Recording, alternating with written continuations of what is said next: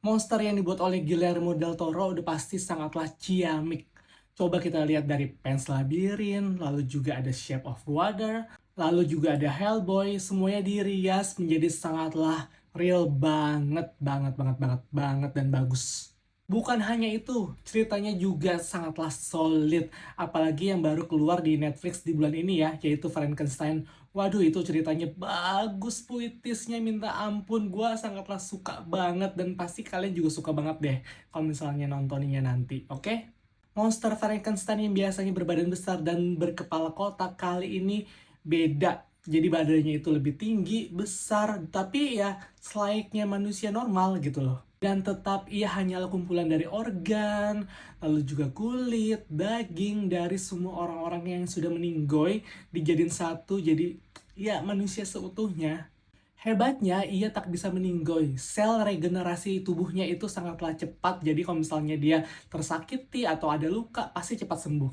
Dan di film ini kita akan melihat dari dua sudut pandang. Yang pertama adalah dari si Victor Frankenstein yang diperani oleh Oscar Isaac. Dimulai dari masa kecilnya hingga alasan mengapa ia sangatlah berambisi untuk menciptakan sebuah kehidupan dari sesuatu yang sudah meninggoy. Hingga akhirnya ia bertemu dengan Harlander yang diperani oleh Christoph Waltz.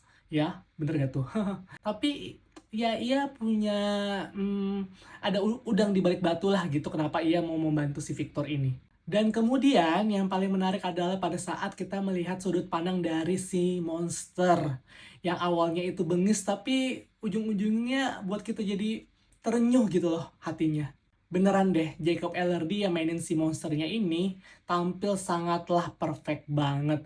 Ia dengan mimik mukanya, parasnya, matanya, entah dari seluruh gestur tubuhnya itu bisa memainkannya dengan sangatlah bagus, sangat bisa buat kita akhirnya jadi berempati gitu loh dengan si monster ini.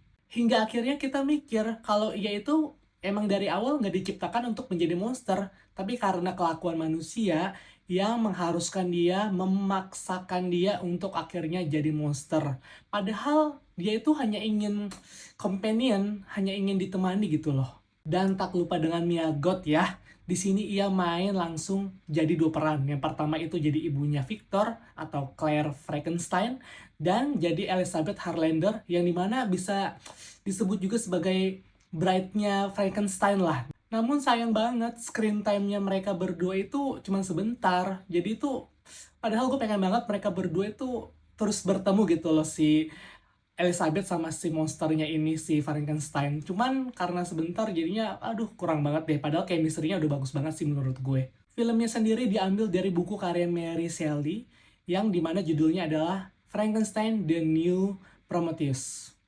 Bukan. The Modern Prometheus. Dan diadaptasi langsung oleh Guillermo del Toro ya. Jadi ia langsung jadi penulisnya dan juga jadi sutradaranya. Jadi kita bisa lihat lah ya situasi yang gotik dengan pakaian yang ya gotik. Dan semua unsur-unsurnya Guillermo del Toro sangatlah bagus, indah, puitis. Pokoknya oke banget, bagus banget untuk film ini. Keren deh untuk kalian nonton. Mantap.